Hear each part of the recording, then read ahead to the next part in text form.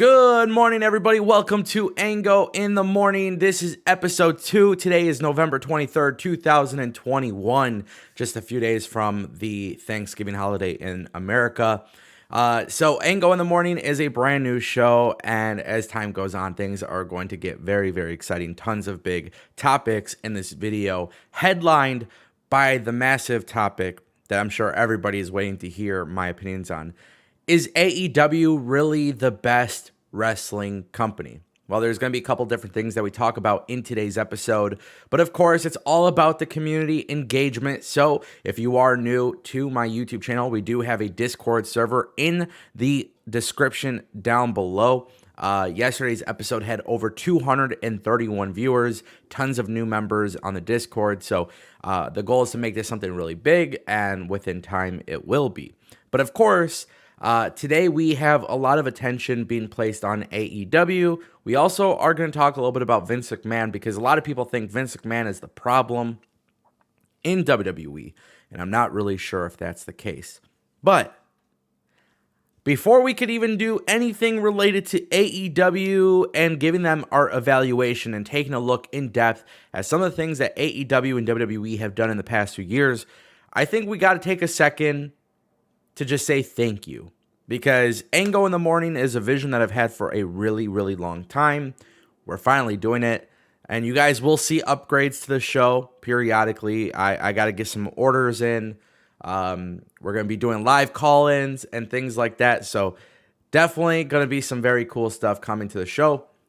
It's a big project of mine that I've been waiting to do for a very, very long time. But I don't want to talk about my YouTube channel. I don't want to talk about, Ango in the Morning. You guys already know what to do to help support the show. But I do want to kick things off today's episode with something I found to be extremely, extremely crazy. Seth Rollins was attacked by a fan. I cannot believe this is even something we have to discuss. But Seth Rollins was speared by a fan,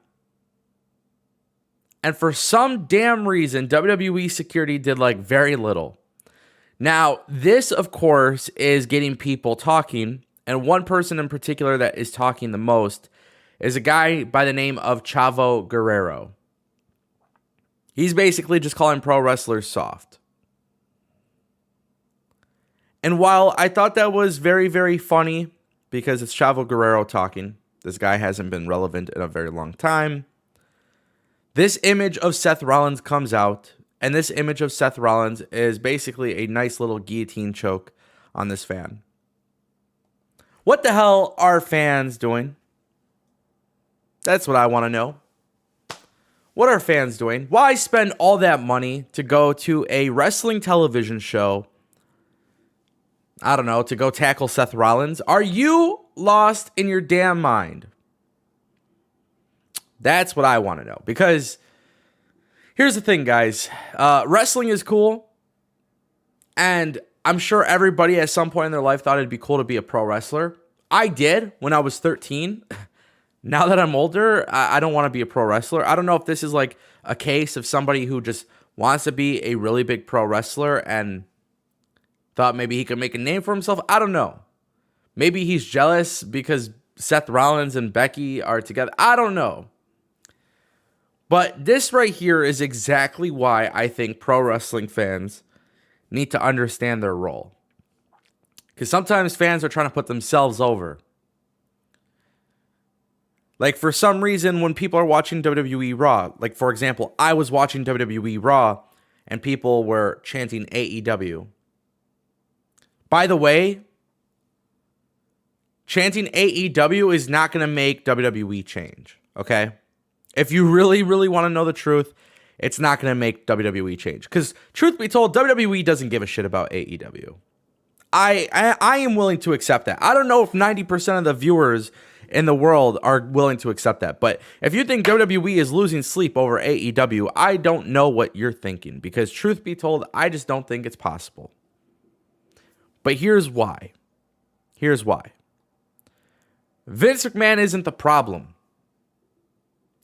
Vince McMahon has been I'm not going to lie. Vince McMahon, creatively, I don't think he has it anymore. I don't think what he does creatively, like on a week-to-week basis, I don't think that is what is exciting for pro wrestling. But what I think here about Vince McMahon, and this is why we often compare WWE to AEW, Vince McMahon isn't the problem. Vince McMahon is the moneymaker. Vince McMahon has to satisfy so many people in this world. And the biggest difference is the people that he's satisfying and the people who don't are the difference makers in terms of money. Because the people who often talk a lot about WWE's failures and all this stuff, truth be told, it's not, what's the best way to explain it? These guys aren't spending money. The internet wrestling community isn't spending money, okay? They're not. You might go to shows here and there, but at the end of the day, you're not consistently invested in the product and the toys and market, everything. WWE makes a lot of money. WWE is very successful because of the partners that they have. Vince McMahon can easily have the greatest minds in pro wrestling and write the damn show for himself. But truth be told, my friends, that's just not how it goes. It's just simply not how it goes. Let me explain this a little bit more in depth. People say Triple H is the solution. He's not the solution. People say Shane McMahon could be the solution. He is not the solution. The problem isn't necessarily Vince McMahon. The problem is WWE itself. This is why AEW has a really good product, because AEW hasn't reached the levels WWE has. But I can certainly tell you, if NJPW, AEW, Impact Wrestling, MLW, Ring of Honor, it doesn't matter the company, if any of them were in a situation where I think personally they had WWE's level of success, I think they would be doing the same damn thing. The only difference is maybe you would have less DQ finishes. Maybe you would have a little bit better storytelling. But in terms of the WWE product, they do things in a way that is matched up to the business. And the overall business shapes the way WWE is. People think, oh, when Vince McMahon is gone, when he retires or when he dies or whatever the case may be, when he's no longer in WWE, that's when it gets better. People genuinely think, because we talked about this on yesterday's episode, people genuinely think if WWE was in a situation where they sold the company to NBC or Disney, it would be better. And that is where I think wrestling fans, I think they just like to make things up in their head without actually thinking things through. We all do it. I do it. But I genuinely think that's the case. That's what I'm thinking. Well, why am I thinking that?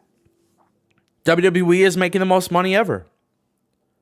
But Ango, they just cut 180 roster members during the pandemic. Yeah, you're damn right. That's why they're successful.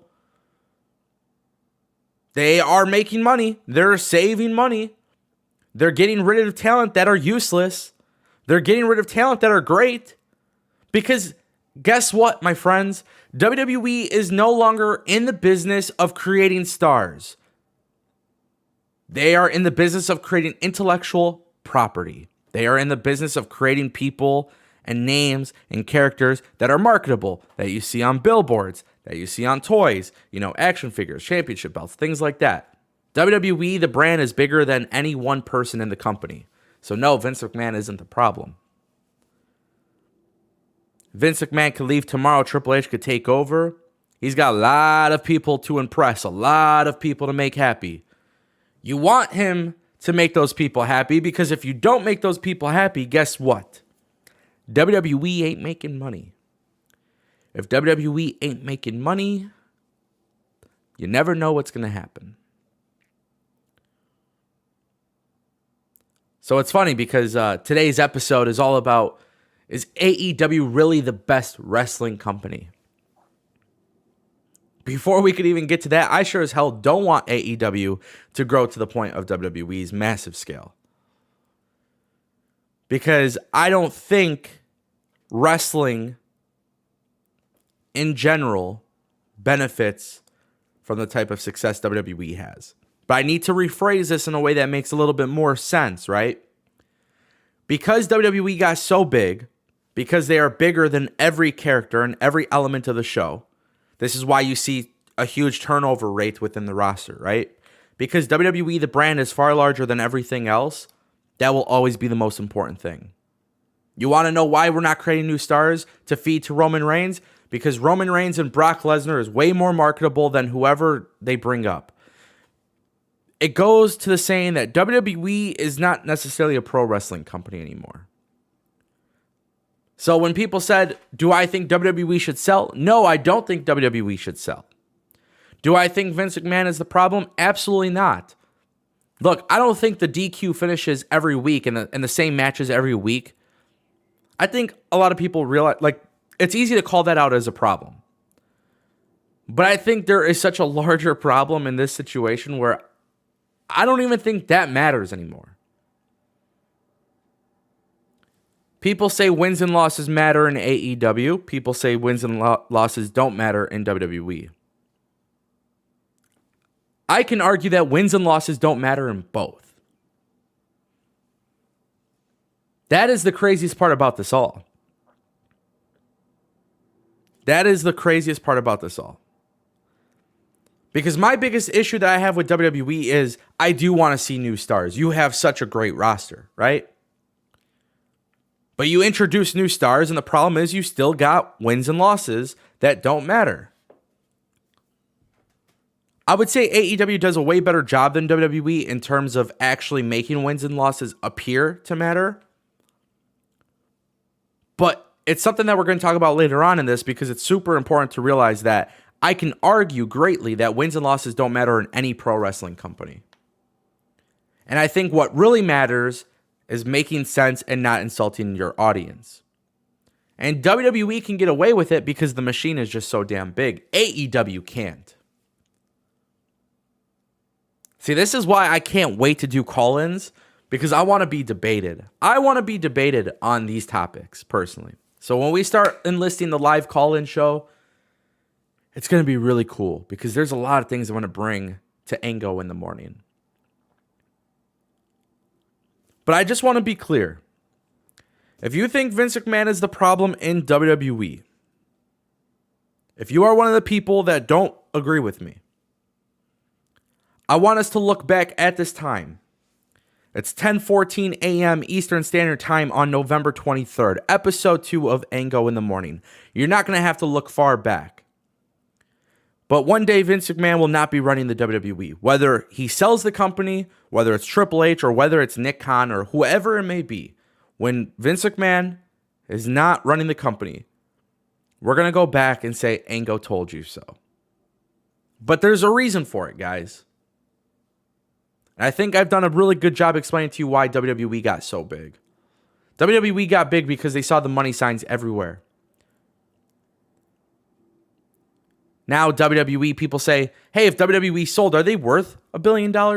Guys, just the rights to have their TV show on Fox and USA cost billions of dollars.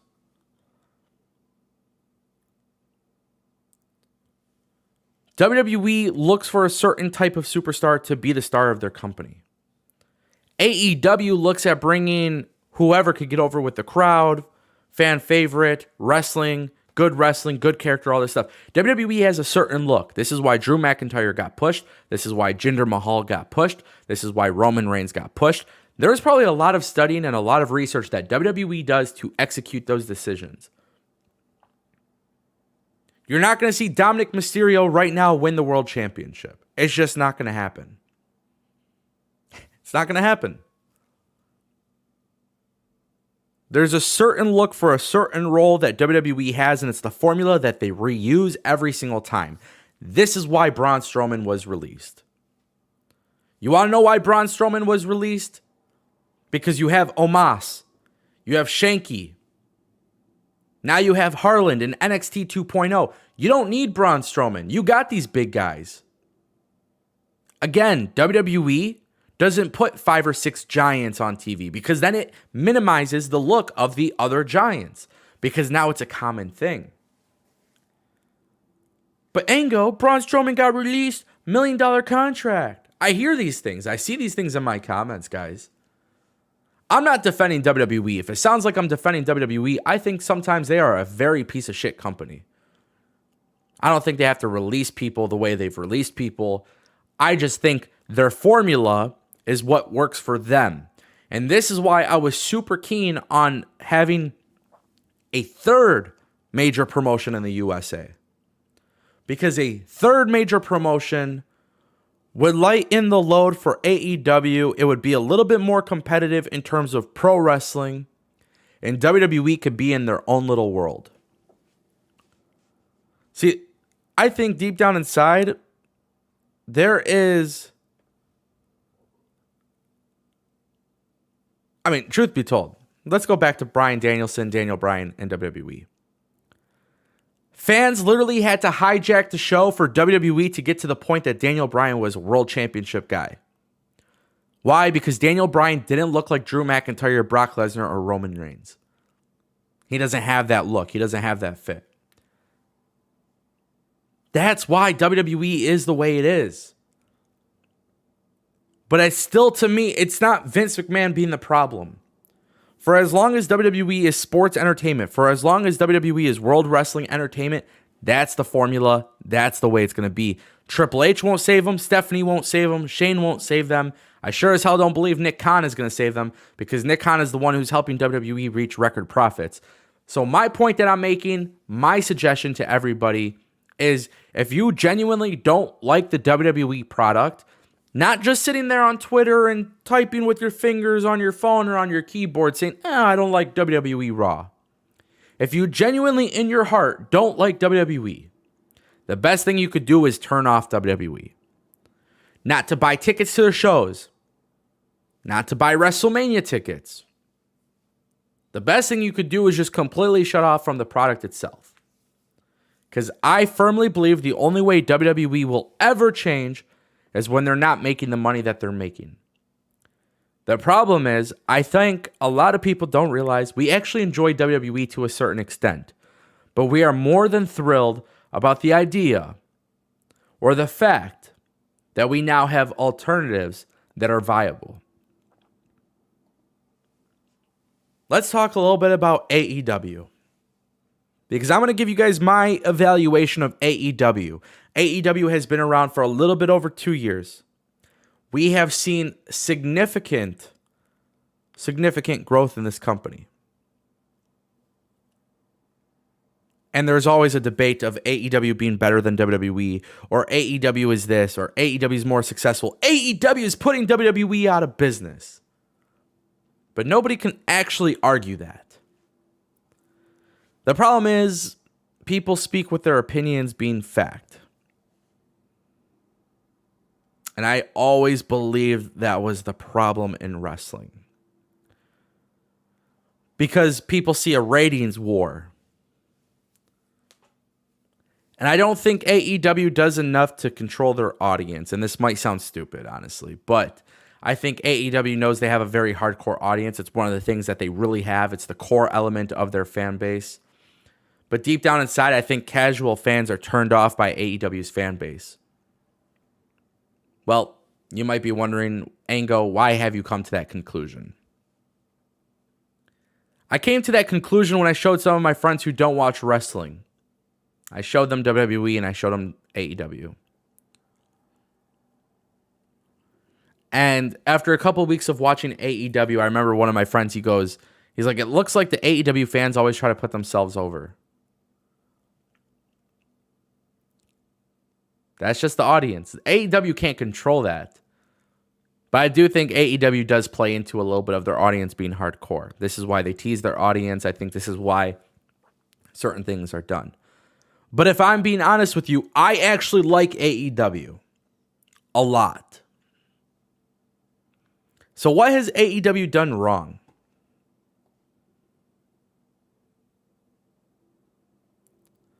I'll tell you what AEW has done wrong. They've done a couple things wrong. And then we'll also talk about what AEW did right. What was the thought process of this?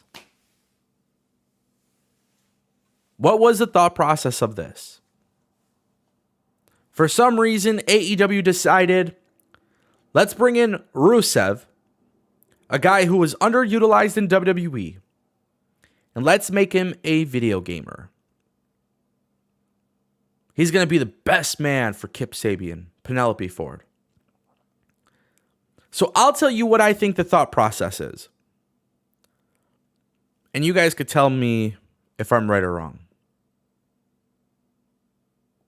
I think AEW's thought process was there's going to be a lot of attention on Miro because he's a former WWE superstar. And we would love to give Kip Sabian and Penelope Ford the rub. That was a disaster.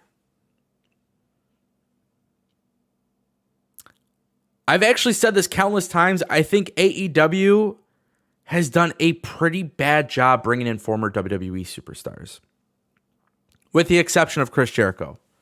Obviously, he was the first champion, early stages of AEW. But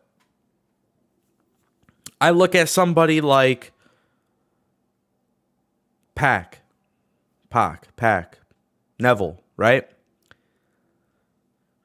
Obviously, travel restrictions during the pandemic obviously hurt things, so his issue kind of uncontrollable, right? I look at somebody like Andrade coming out to no entrance music, coming out with Vicky Guerrero. Very short period after that, I see that in that situation, I see that there's no plans, right? So they switch it up. They give him Chavo Guerrero. Then Ric Flair stuff happens. Ric Flair's supposed to come to AEW. Doesn't happen. Just really crazy stuff. And I remember seeing this and I remember thinking Andrade has nothing going for him. Slow start. Malachi Black. Presentation. Great. The problem with Malachi Black is not that his character sucks or his wins and losses or anything like that. The booking of Malachi Black has been perfect. I don't really have an argument with it.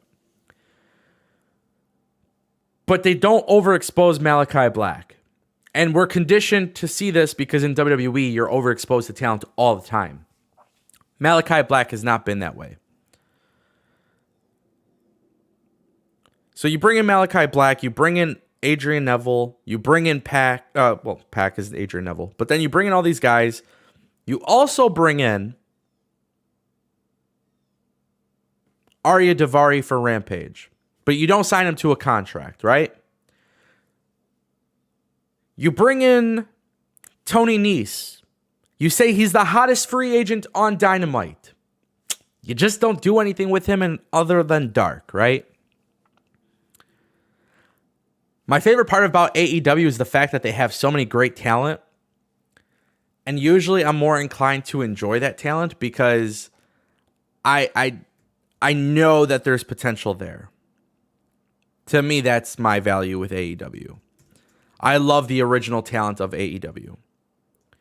And I personally think, this is just me personally, but when I see Miro being used in a situation where he is now dominant, and now Andrade is starting to pick up steam. Now Pac is starting to pick up steam. Now Malachi Black is starting to pick up steam. Right now they're being heavily featured. Week in and week out. Now I see the importance of these guys. Great. But I think when each of those guys were brought in, I just don't think AEW knew what to do.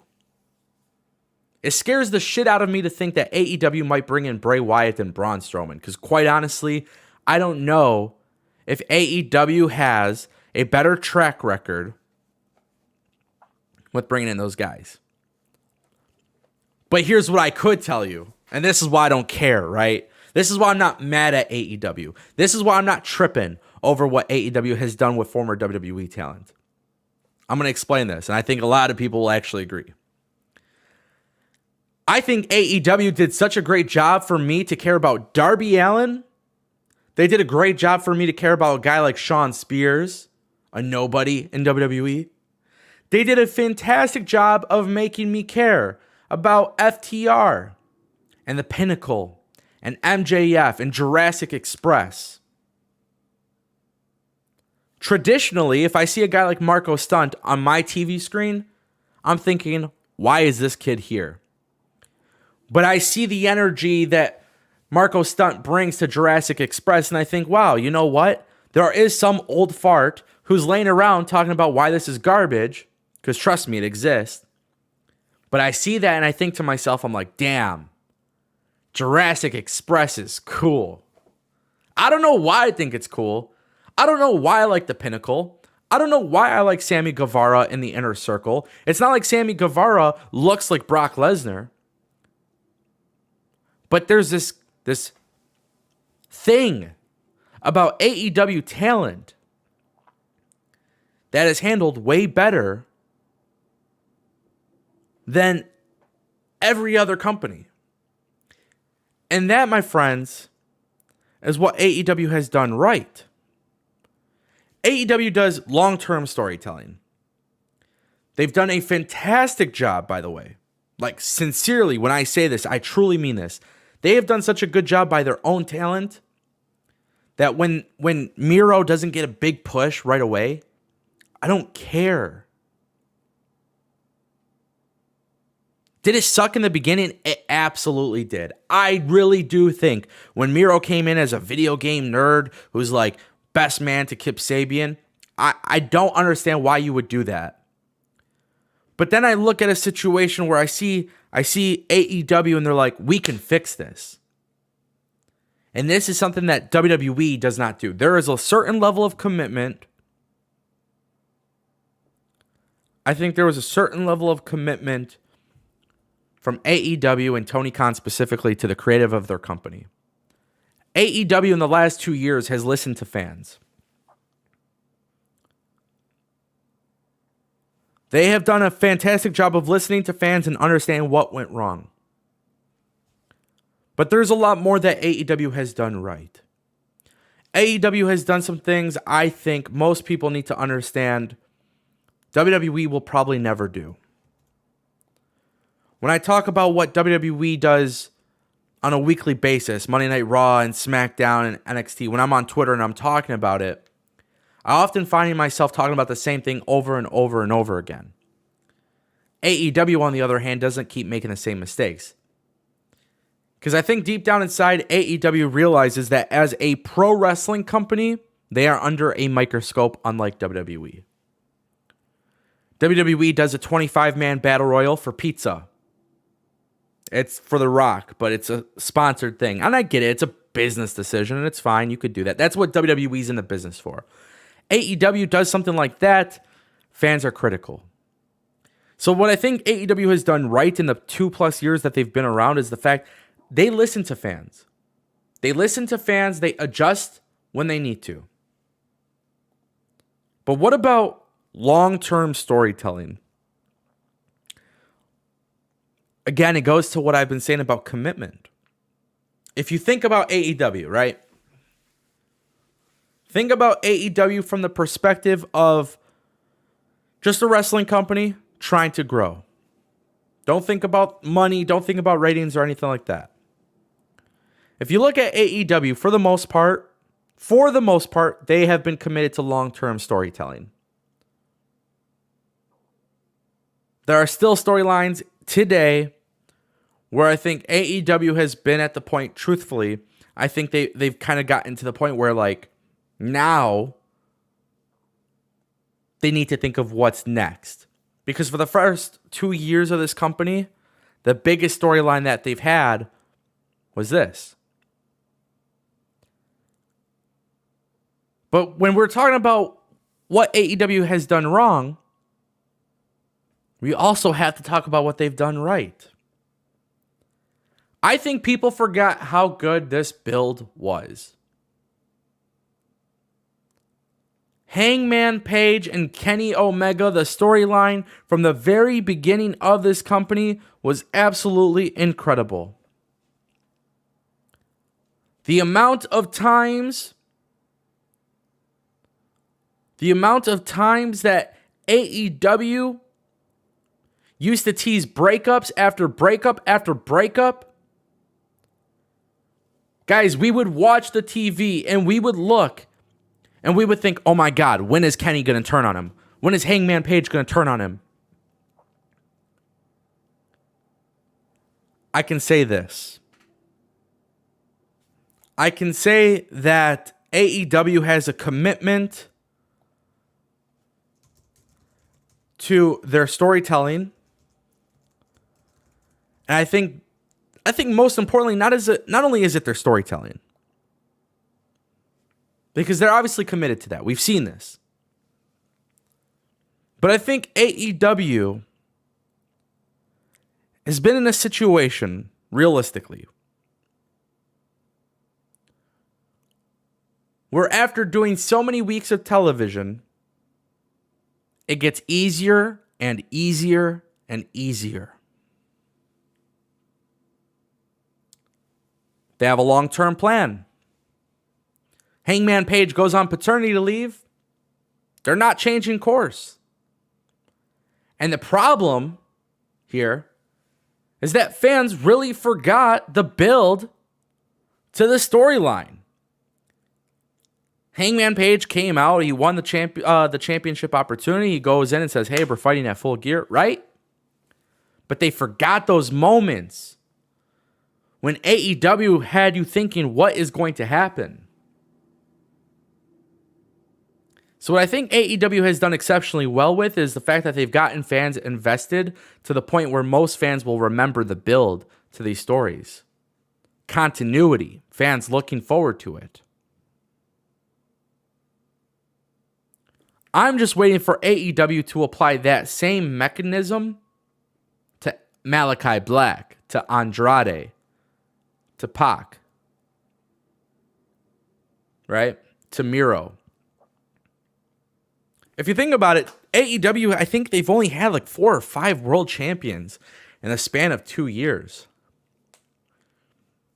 WWE's current Universal Champion, Roman Reigns, he's at the point where I think he is 450 days roughly.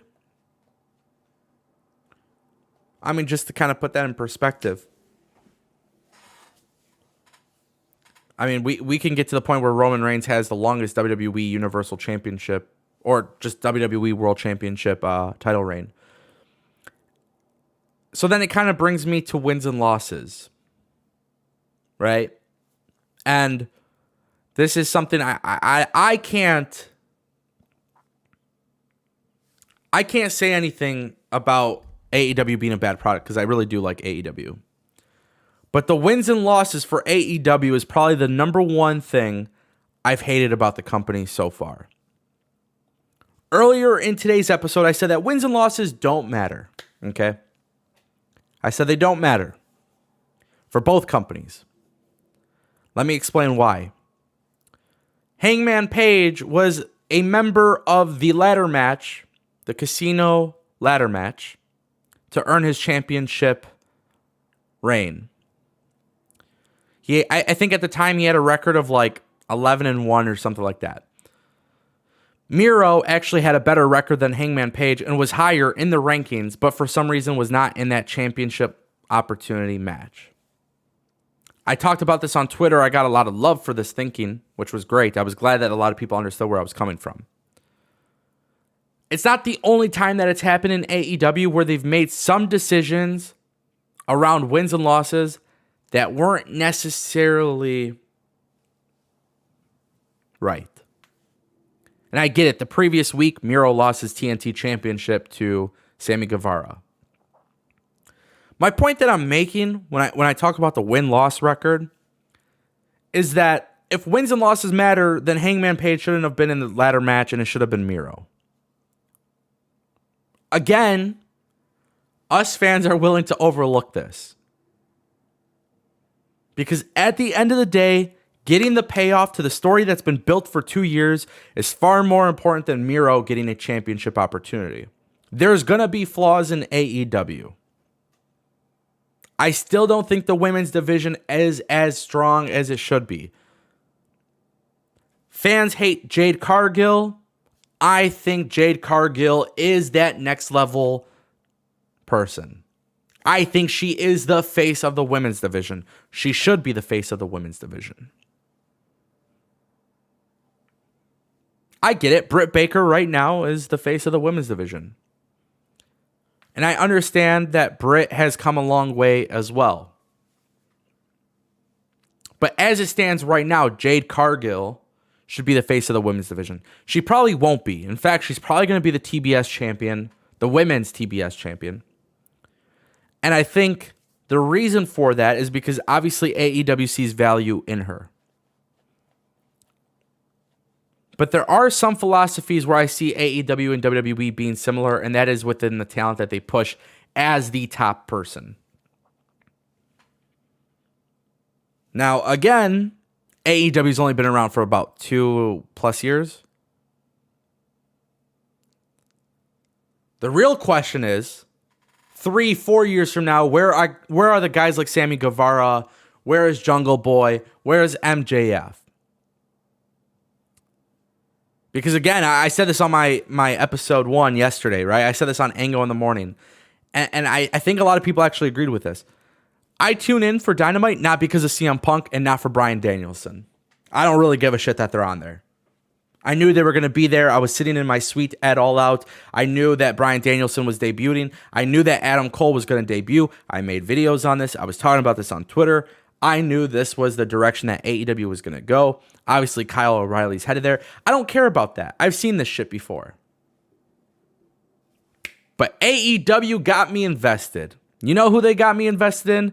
They got me invested in the talent that should really not be top stars, but they're top stars because AEW positioned them in a way that was really, really good. And I don't know if people disagree with me. But if you are tuning in to AEW because Bryan Danielson, Andrade, Malachi Black, Miro, CM Punk, then you never wanted an alternative to WWE. You wanted WWE 2.0. And I've been very adamant about that feeling. I don't care about Christian. I don't care about any of these people. I only care if AEW makes me want to care. So how did AEW make me want to care about this talent? Well, for starters, you got Bryan Danielson with a heel turn against Hangman Page. I have a feeling a lot of people want to know what's like the next long-term storytelling. I don't know. I can't see that far ahead. I don't know what AEW is planting for another long-term storytelling. But what I do know is this. I didn't give a shit about Bryan Danielson coming to AEW because I've seen Bryan Danielson on my screen every single week in the same type of matches for a very, very long time. Against the same people for a very long time. But you bring in Bryan Danielson, you put him up against a guy like Hangman Page. Oh, and by the way, you turn him heel. Just like 3 or 4 months after he even shows up in the company. Now I'm excited. You got CM Punk with Eddie Kingston, which is not a very big AEW wrestling match. In fact, the match does not go like a typical AEW match. That match was more of a WWE style. I didn't give a shit that the match wasn't that great. I don't care if CM Punk could go or can't go in the ring. I know people are crying to see CM Punk in the ring. I was in a suite with people and they're like, I can't wait to see CM Punk. I want to see CM Punk against this guy, this guy, this guy, this guy, this guy. All those matches are going to slap. Honestly, I don't think any of his matches are going to slap. And I'm not being a hater.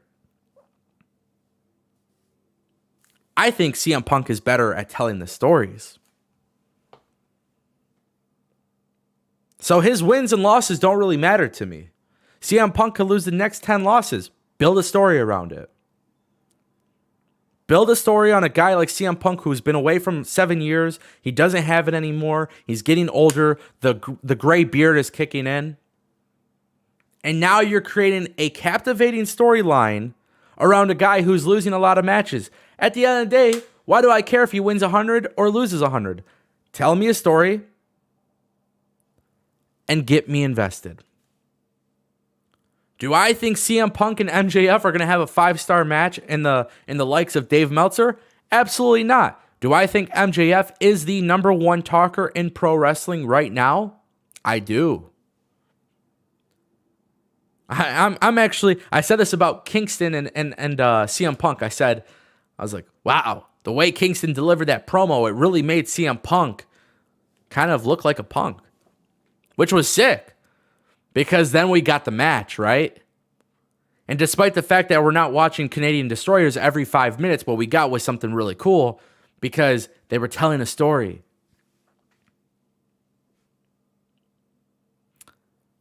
Now I want MJF and CM Punk to do the same thing. That's the type of stuff that I think makes AEW a really good wrestling company.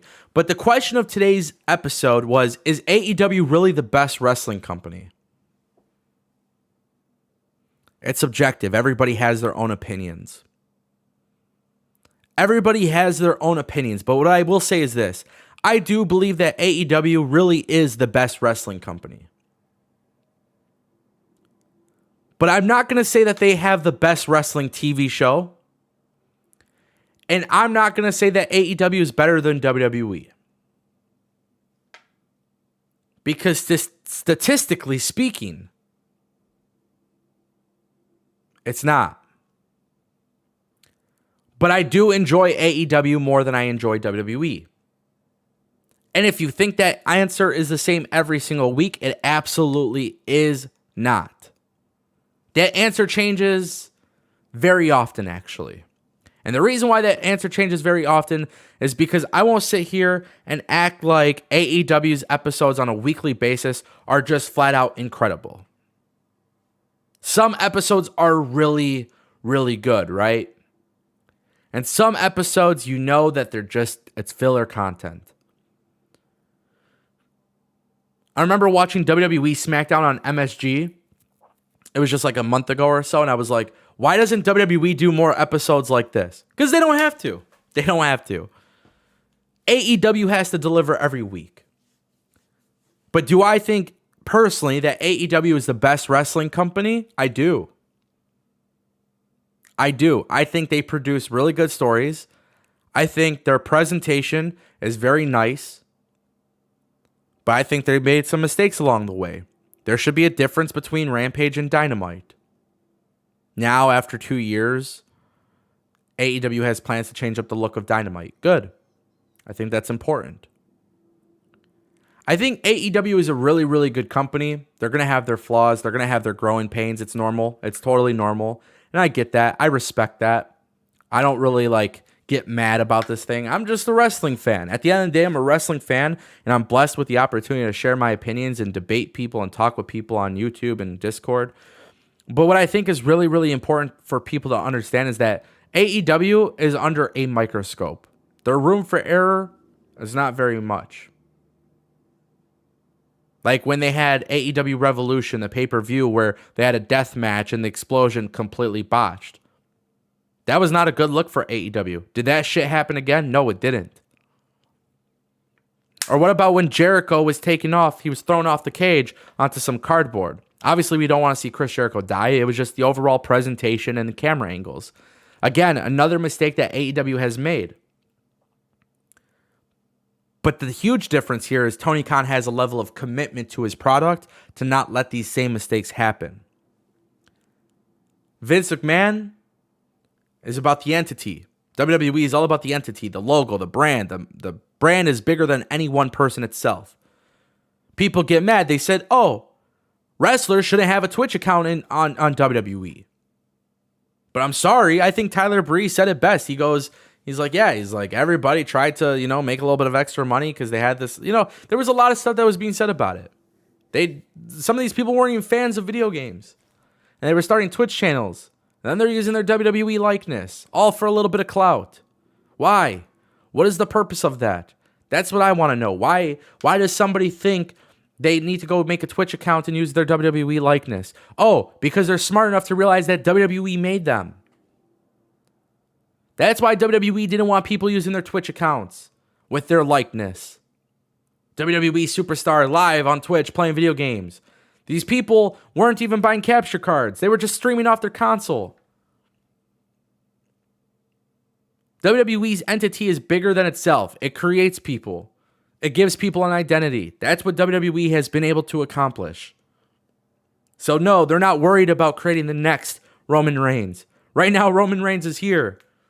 When Roman Reigns retires, then they're worried about the next Roman Reigns. AEW is not in that same boat because AEW is not a sports entertainment company. One day, AEW is going to get massive. They might have to become like WWE. But at least I trust Tony Khan not to give me the same matches every single week and now, DQs every single week, countouts every single week, distraction finishes every single week. That's the difference between AEW and WWE. That is one of the biggest reasons why I think AEW is the best wrestling company. Because for right now, their focus is simply the wrestling. And they bring us good wrestling, long-term storytelling. I like that. Personally, I'm a huge fan of that. I think that's a massive part of AEW's success. Now, is it going to be a massive part of their success 10 years from now? To be honest with you, I don't think so. If you want AEW to become like WWE, they're going to literally have to become like WWE. The only difference is the product won't suck as bad. By the way, everybody, in just a few moments, I'll be reading off the Super Chats. Thank you. We're going to always leave the Super Chats for the last 10 minutes of the show. So, always a good thing when you guys help a brother out. I appreciate that. But yeah, I get to the point where I say AEW is the best wrestling company. AEW is in a situation where they are learning. They have flaws. But again, I'm going to say it. Wins and losses don't matter. Wins and losses don't matter. I don't care how you try to spin it. But what matters is how you finish these matches. What matters is what you are doing to get people back onto your show every single week. And for those fans who are talking about ratings, just stop it. You're playing yourself. I don't give a shit about ratings. I don't care about ratings. I don't care if WWE's viewership or AEW's viewership goes up or down. What I do care about is, do I feel like watching the show at the time that is live? And I will tell you, with WWE, it has become more common where it's like, DVR. But Rampage and Dynamite, I'm there watching. So just food for thought for those who want to know. Do I think AEW is the best wrestling company? Hell yeah, I do. I really, really do. But they've made a lot of mistakes. But we're willing to accept those mistakes because at the end of the day, mistakes are part of the game. It's just whether or not you're learning from those mistakes. All right, guys, it is the final 10 minutes of the show. Episode 2 is already in the history books. We got a couple super chats today, and we got a membership renewal. So if you guys want to submit your super chat, definitely would appreciate it. Let's go with Dwayne Jackson. He actually left 2 super chats, one for $20 and one for $10. So thank you, Dwayne Jackson. The first question is, you mentioned yesterday that Vince is not running NXT 2.0. I totally disagree because of the HHH factor, Triple H. All the creative decisions go through Vince. Vince is sitting gorilla. Don't believe the reports. So, Dwayne, I appreciate this. I'm not even just going off of reports. I'm going off of what people in WWE personally have said. And guys in WWE have personally said that Vince McMahon is literally not doing anything with NXT 2.0. The only thing is Vince McMahon has made reportedly made recommendations to NBC about NXT 2.0 going TV 14, which I think that kind of show should definitely go TV 14. That is some good news in my opinion. Now, whether or not Vince is actually running NXT 2.0, I don't know. But for those who actually didn't watch NXT in 2012, it's literally NXT 2.0 with the black and gold. If you guys weren't watching NXT when it was on Hulu and WWE Network, that right there is, trust me when I tell you guys, that right there, it's a very similar correlation. The wacky characters and all that stuff is very, very real. It's what WWE's done before. And again, it goes back to what I was saying about WWE. Intellectual property, characters. No, they don't care about Kyle O'Reilly. You care about Kyle O'Reilly. WWE doesn't need to care about Kyle O'Reilly. He's not a guy that's going to move merchandise. He's not a guy that's going to move anything for the brand. They don't care about a guy like that. The only 2 people I think that ever came in from the indie scene or from another company that WWE actually cared about was AJ Styles and Samoa Joe. 2 guys that Vince McMahon reportedly really enjoyed.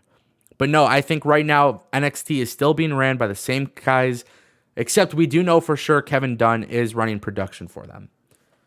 Also, Dwayne Jackson left another super chat for $10. He goes, I find it very strange to see Nick Khan sitting at ringside at Survivor Series. He was there for a reason. Do you think he was there scouting out the next round of cuts? Not a good sign. That's a great question, Dwayne. At this point, yeah, I don't know. I think I think Nick Khan, I don't know what his level of interest is in pro wrestling. I always find that to be an interesting thing when people bring up Nick Khan. Right now, though, as it stands, the Nick Khan era of WWE is the most accessible it's ever been. It's the most profitable they've ever been. So all these budget cuts and stuff, they're just lame-ass excuses. I don't know. But no, I don't think he's there to scout budget cuts. Personally, I don't know. But if there's anybody who's going to be cut from WWE, it's probably somebody that was in that 25-man Battle Royale and Survivor Series. That's the only thing I could actually think of. Because those are the type of guys that WWE is looking at, and they're like, okay, we don't need you, and we don't need you, we don't need you. That 25-man Battle Royale was basically a collective group of all the guys that chased the 24/7 championship. So that's all you kind of really need to know about that. I want to say a huge shout out to Austin Baker. I don't even know how many times he's been a member at this point, but he just renewed again for another month. Big supporter of the channel. He goes, I love that AEW listens to the fans. It actually feels good to be on a payoff rather than a shit finish or a forgotten storyline in WWE. And Austin's absolutely right. And that's just something, kind of recapping what we said about AEW being the best wrestling company. AEW is in a situation where they do listen to the fans and there's payoffs. There are some storylines where they haven't done any payoffs. There are some storylines where they just kind of skipped it and whatnot. And we don't ignore it, but obviously there's been circumstances outside of their control, and that's obviously why it's happened. But yeah, I agree. I think AEW has a long-term plan for their storylines, for their wrestlers, and for the most part, they do a really good job with it. They're not perfect by any means, but it is a lot easier to digest 2 hours of AEW Dynamite than it is to digest 3 hours of Raw. By the way, I watched Raw, right? We talked about Seth Rollins and stuff. There were some good moments. I tweeted it out. I really enjoyed Big E versus Theory. Having Kevin Owens and Seth Rollins ringside was great. I like that kind of stuff. WWE has moments that are good. AEW has stories that are good. And that is the biggest difference. We also got a super chat. I think it was $9.99 from Tony Pizza Guy. $9.99, like the former price of WWE Network. He says, do you think AEW is reaching all the fans they can, or are they a niche company only reaching hardcore fans? This is an incredible question. Incredible question. They are only reaching hardcore fans. But I do think at one point AEW will start reaching a more casual audience. Because again, it's the result of long-term storytelling and stuff like that. But I don't personally think we'll ever see wrestling like we did in the late 90s, early 2000s. I think those days are long gone. And I think once kayfabe really died, I think the reason for people to watch pro wrestling died. I really think when kayfabe died, part of the industry died.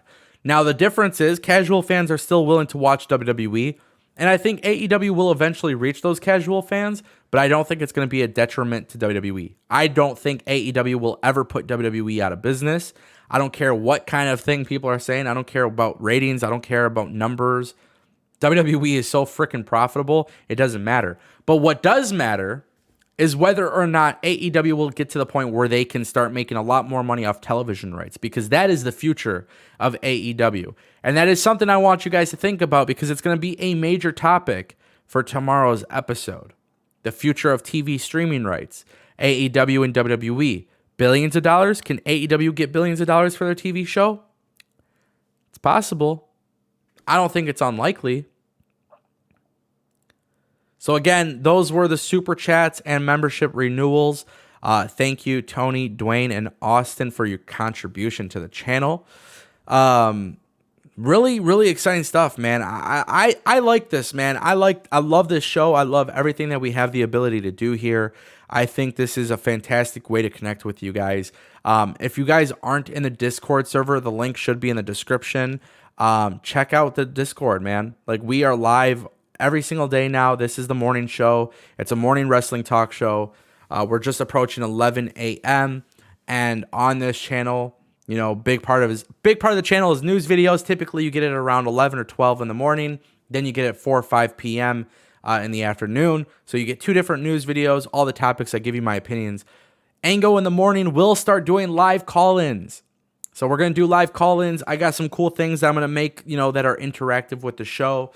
Those are all coming out. This week was all about testing the format and just seeing what works and kind of getting an idea of viewership. And again, we've had another day of strong viewership. So thank you to everybody who has been supporting the channel. Literally, I mean, the fact that, like, this is my full-time job now is pretty freaking sick. So, again, thank you. Does anybody want to drop in any more super chats? Because we got quite a bit today. Let me know. I'm very curious. If we have... Well, here's the thing. So we had a super chat yesterday. So the problem is we had a super chat yesterday while we were going off air, and then I, like, jumped back into the show. But nonetheless, if you guys don't have any more super chats or you guys don't want to become a member, not a big deal. I appreciate the donations and all that good stuff. Also, another fun fact, another thing that we got to discuss before we log off. Spotify now has video on demand. Spotify has brought me in as a creator that can upload video to the Spotify platform. So if you guys enjoy listening to audio versions of the show, maybe while you're working out, maybe while you're driving, you don't want to be distracted by the video, or maybe you still want to multitask on your phone, you can do that on the Spotify platform. Usually it goes live just a couple hours after. So with that being said, I just want to say thank you guys so much for showing up. This has been an incredible show, and I really just appreciate it, man. We are getting closer and closer to 40,000 subscribers each day, so you guys are a really, really big help. My name is Ango. This is Ango in the Morning. Thank you so much for spending your morning with me. Wake up with Ango every morning. Ango in the Morning. This was November 23rd, 2021. Lots of great topics. AEW, WWE, Vince McMahon, Seth Rollins being attacked by a fan. Again, we also have a new channel, Ango in the Morning Clips. So if you guys want, go ahead and check that out. We just got another super chat. Wow. Dwayne Jackson again coming in clutch. $5. Do you see Triple H leaving soon? No, I don't know if I see Triple H leaving soon. That's a great question. I really don't know. He might already be out of there. I'm at the point where I think he might even be out of here. So you never know. Wow, man, that was at the buzzer. Dwayne Jackson with a super chat at the buzzer. So appreciate that. But all right, guys, check us out. Ango in the Morning, Apple, Spotify, YouTube.